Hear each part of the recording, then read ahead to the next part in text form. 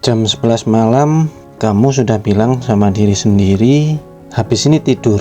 Besok pengen bangun lebih pagi, pengen hidup sedikit lebih rapi, pengen mulai lagi dengan niat yang lebih serius. Tapi entah kenapa, tangan masih pegang HP. Satu scroll lagi, satu video lagi, satu cek notifikasi lagi. 5 menit berubah jadi 40 menit.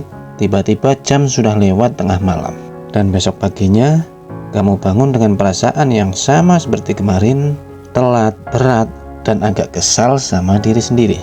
Lalu muncul pertanyaan yang mungkin udah terlalu sering kita ulang, kenapa sih saya begini terus? Yang bikin masalah ini aneh, sebenarnya kita bukan nggak tahu harus ngapain. Kita tahu olahraga itu penting, tidur yang cukup itu penting, belajar rutin itu penting, ngurangin scroll juga penting.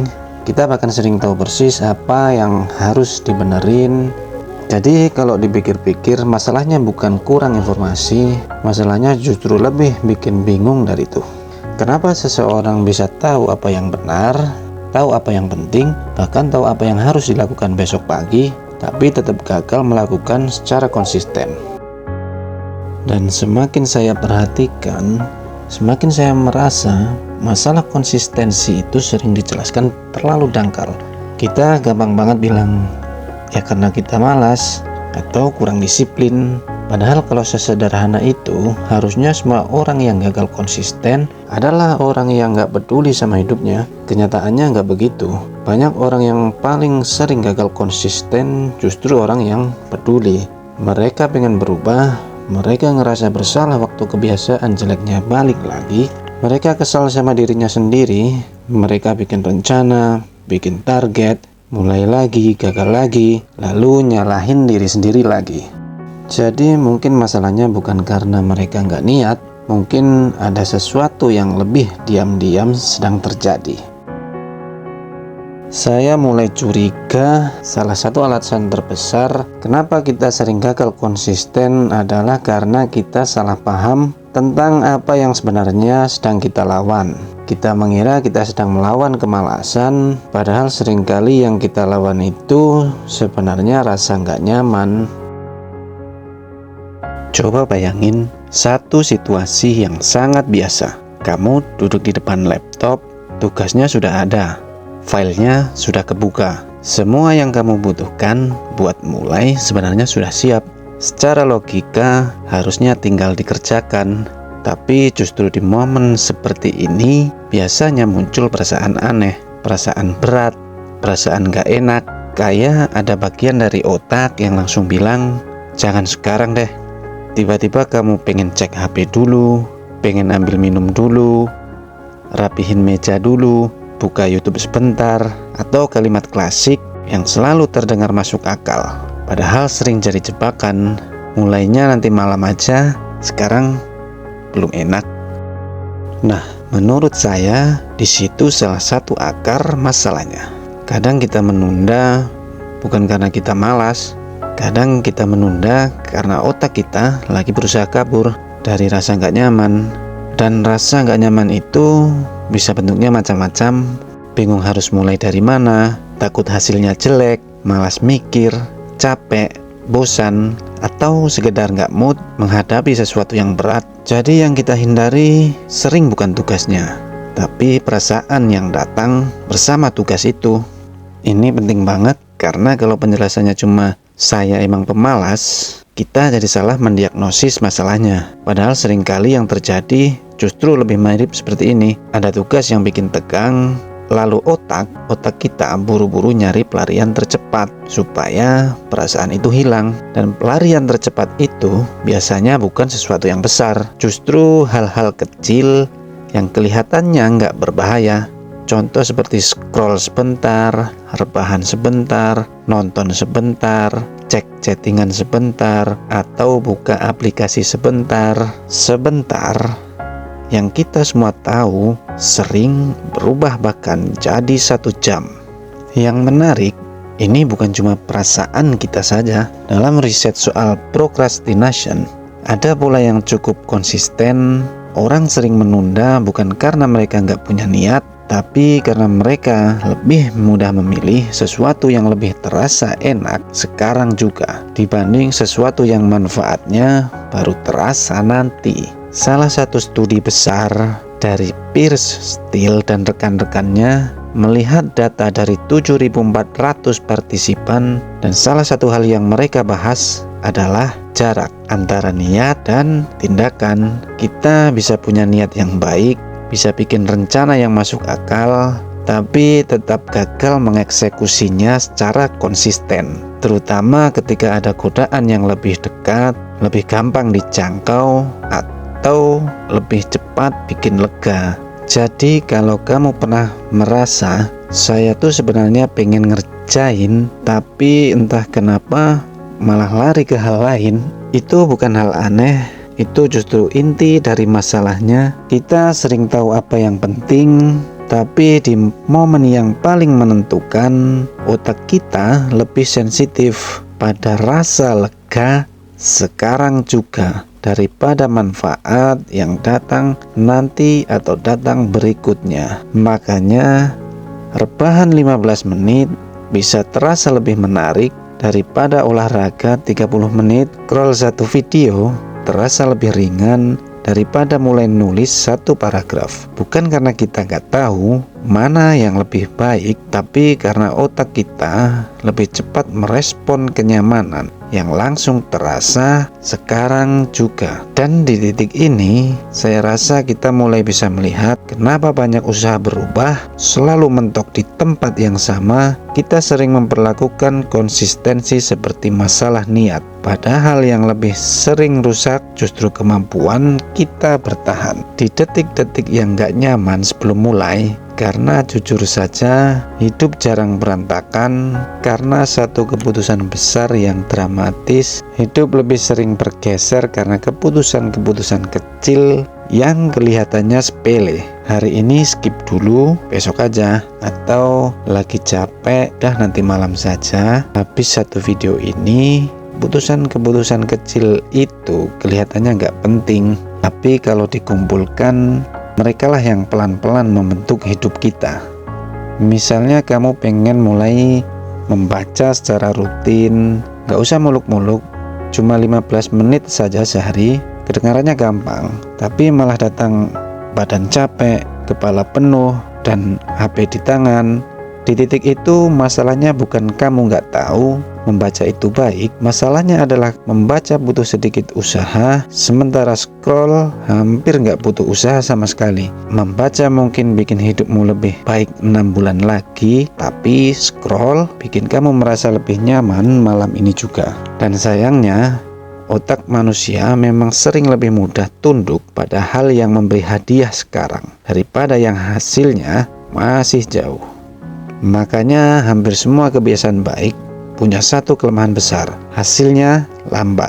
Olahraga nggak langsung bikin badan bagus minggu ini, belajar 1 jam nggak langsung mengubah hidup besok pagi, menabung nggak langsung bikin rekening aman bulan depan, tapi tepat waktu juga nggak langsung menyelesaikan semua masalah. Sementara kebiasaan buruk yang sering ngasih hadiah instan, menunda, itu langsung bikin lega sesaat. Scroll itu langsung mengisi kebosanan. Jadi pertarungan kita sehari-hari sering bukan antara tahu melawan nggak tahu, tapi antara masa depan yang penting melawan kenyamanan kecil yang bisa dinikmati sekarang juga. Nah, disinilah motivasi sering gagal menyelamatkan kita, karena motivasi itu biasanya kuat di awal tapi lemah saat dibutuhkan. Waktu habis nonton video inspiratif, habis capek sama hidup sendiri, atau habis ngerasa bersalah karena rutinitas berantakan, kita bisa sangat semangat. Kita bikin target, kita rapihkan meja, kita hapus aplikasi, kita tulis jadwal, kita bilang besok beda. Masalahnya, motivasi ini sering muncul di momen yang tenang, di momen ketika kita belum capek, belum sibuk, belum ketemu distraksi, belum ketemu rasa bosan, belum ketemu rasa nggak nyaman yang sebenarnya akan muncul saat proses berubah dimulai. Yang menentukan hidup kita justru bukan momen ketika kita semangat. Yang menentukan itu Hari-hari biasa, hari ketika kamu bangun kurang tidur, hari ketika kerjaan numpuk, hari ketika dimana mood sangat jelek, hari ketika nggak ada yang spesial, hari-hari ketika kamu nggak termotivasi sama sekali. Dan di situ motivasi sering nggak cukup, karena motivasi cuma bikin kita ingin berubah. Dia belum tentu cukup kuat untuk membuat kita tetap bergerak. Saat berubah itu terasa berat, membosankan, dan gak memberi hasil yang cepat. Makanya saya semakin yakin banyak orang bukan gagal karena kurang termotivasi, tapi banyak orang gagal karena mereka membangun perubahan di atas fondasi yang rapuh. Mereka menunggu semangat untuk mulai, lalu berharap semangat itu cukup untuk membawa mereka sampai jauh. Padahal semangat itu tamu, bukan penghuni tetap. Dia datang, bikin kita merasa hidup akan berubah, lalu pergi begitu saja. Kalau seluruh kebiasaan baik kita bergantung pada sesuatu yang datang dan pergi begitu saja, ya wajar kalau ritmenya gampang runtuh. Tapi masalahnya belum selesai di situ. Ada jebakan lain yang menurut saya lebih halus. Jika jatuh cinta pada hasil, tapi malas memikirkan proses atau malas memikirkan sistem. Contoh, kita pengen badan lebih sehat, fokus lebih bagus, hidup lebih tertata, skill lebih naik, uang lebih aman. Kita suka membayangkan hasil akhirnya, tapi kita jarang duduk dan nanya hal yang lebih membosankan. Hidup saya sehari-hari sebenarnya sudah mendukung itu atau belum? Kalau pengen membaca rutin, bukunya ada di tempat yang gampang diambil atau enggak? Kalau pengen olahraga, waktunya jelas apa enggak? Kalau pengen ngurangin scroll, notifikasi masih nyala semua apa enggak? Kalau pengen tidur cepat, jam 11 malam, HP masih nempel di tangan apa enggak? Kita sering mengira perubahan itu proyek niat, padahal perubahan lebih mirip desain hidup. Dia ditentukan oleh hal-hal kecil yang kelihatannya receh. Posisi HP, meja kerja, jam tidur, alarm, rutinitas malam, aplikasi yang paling gampang dibuka, kebiasaan apa yang paling gampang diulang. Kadang kita ngerasa nggak disiplin, padahal sebenarnya kita cuma hidup di sistem yang terlalu memudahkan kita gagal. Semua distraksi dekat, semua pelarian gampang diakses, semua kebiasaan baik butuh usaha ekstra, dan tiap hari kita masuk ke arena yang dari awal sudah gak seimbang. Bayangkan kamu pengen fokus kerja, tapi HP ada di samping laptop. Notifikasi menyala, tempat kerja campur dengan tempat rebahan, browser isinya campuran tugas, campuran chatting, YouTube, dan hiburan. Lalu kamu bilang ke diri sendiri, saya harus lebih disiplin. Jujur, itu kayak nyuruh diri sendiri berenang sambil diikat batu. Bisa?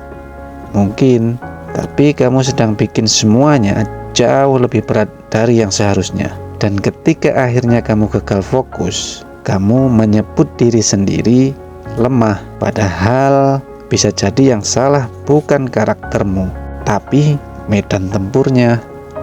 Lalu ada satu kesalahan lagi yang kelihatannya positif, tapi justru sering jadi penyebab gagal konsisten, yaitu kita memulai terlalu besar. Dari yang tadinya nggak pernah olahraga, langsung target 1 jam setiap hari. Dari yang jarang baca, langsung target 30 halaman semalam. Dari yang tidur jam 1 pagi, langsung mau bangun jam 5 setiap hari. Dari yang belum pernah belajar rutin, langsung bikin target 3 jam sehari. Kedengarannya memang keren, tapi seringkali itu bukan perubahan. Itu namanya euforia. Masalahnya, target besar kelihatan mengesankan di kepala, tapi kebiasaan yang bertahan biasanya dibangun lewat sesuatu yang jauh lebih membosankan. Langkah kecil yang cukup ringan untuk diulang. Bahkan penelitian habit formation yang sering disalahpahami sebagai 21 hari jadi kebiasaan sebenarnya nggak sesederhana itu. Penelitian Philippa Lely yang sering dirujuk justru menunjukkan bahwa pembentukan kebiasaan otomatis itu sering sangat bervariasi dengan rata-rata sekitar 66 hari dalam studinya. Bukan 21 hari yang ajaib, dan jelas bukan sesuatu yang selesai hanya karena kita semangat seminggu. Artinya apa? Artinya perubahan yang bertahan itu biasanya bukan yang paling ekstrim, tapi yang paling mungkin diulang. Bukan yang paling keren, tapi yang paling realistis untuk tetap dilakukan saat kamu capek, sibuk, dan lagi nggak mood. Karena kalau satu kebiasaan cuma bisa dijalankan oleh versi terbaik dirimu, itu bukan sistem yang kuat. Sistem yang kuat adalah sistem yang masih bisa jalan bahkan ketika kamu lagi jadi versi paling malas dari dirimu sendiri. Dan di titik ini ada satu lapisan terakhir yang menurut saya paling diam-diam merusak identitas diri. Awalnya kita cuma bilang, akhir-akhir ini saya susah konsisten. Tapi kalau itu kejadian terus, kalimatnya pelan-pelan berubah. Bukan lagi soal kondisi, tapi soal siapa diri kita. Kita mulai bilang, saya emang orangnya nggak disiplin. Saya tuh gampang bosan. Saya nggak pernah tahan lama kalau mulai sesuatu. Kedengarannya sepele, tapi efeknya besar. Karena begitu kebiasaan buruk berubah jadi identitas, kita berhenti melihatnya sebagai masalah yang bisa dibereskan, justru kita mulai melihatnya sebagai sifat bawaan. Dan begitu itu terjadi, satu kegagalan kecil langsung terasa seperti bukti. Misalnya kamu lagi berusaha bangun pagi, lalu satu hari gagal. Kalau di kepalamu masih ada ruang buat mikir, oke, hari ini berantakan, besok saya ulang lagi, maka itu cuma satu kegagalan. Tapi kalau identitas yang kamu pegang adalah saya emang gak bisa konsisten, maka satu hari gagal langsung berubah jadi sebuah konfirmasi. Tuh kan, emang saya begini.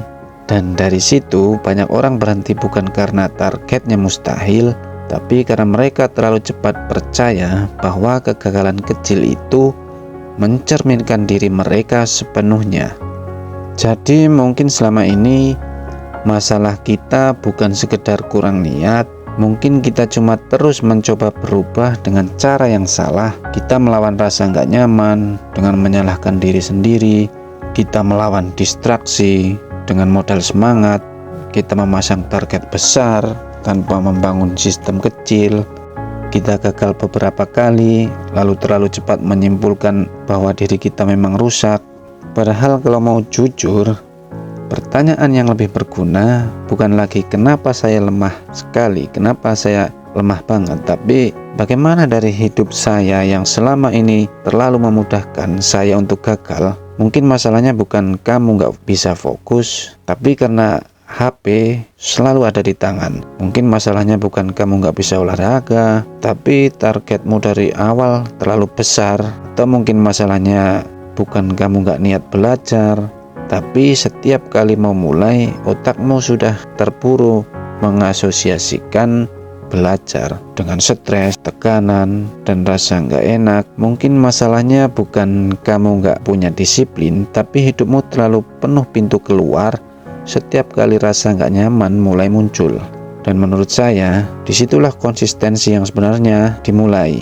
Bukan dari kalimat besar kayak mulai besok saya berubah, tapi dari keberanian buat melihat masalahnya dengan lebih jujur. Bahwa yang kita lawan itu bukan cuma tugas, bukan cuma rasa malas, tapi juga rasa nggak nyaman yang selalu pengen dihindari, pelarian instan yang terlalu gampang cepat diakses, sistem hidup yang nggak mendukung, dan identitas lama yang diam-diam terus membisikkan bahwa semua ini percuma.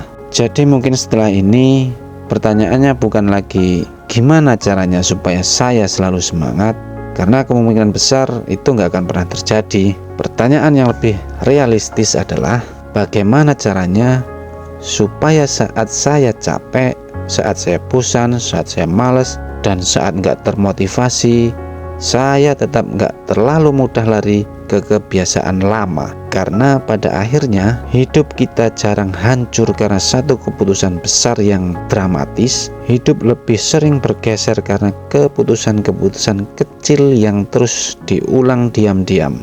Satu malam tidur terlalu larut, satu tugas yang ditunda, satu kebiasaan yang di skip, satu alasan besok aja, satu pelarian kecil dari rasa nggak nyaman. Kelihatannya sepele, tapi kalau dikumpulkan itu bisa membentuk hidup. Dan kabar baiknya, kalau hidup bisa rusak karena hal-hal kecil yang diulang, maka hidup juga bisa dibenerin dengan cara yang sama.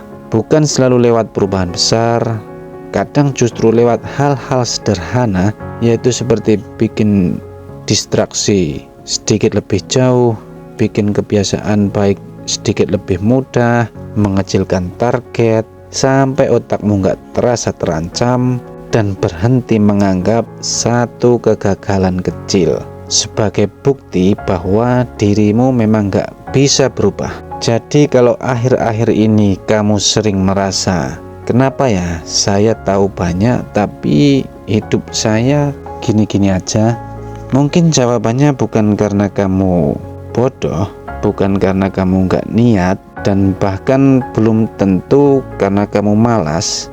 Mungkin selama ini kamu cuma belum benar-benar melihat musuhnya.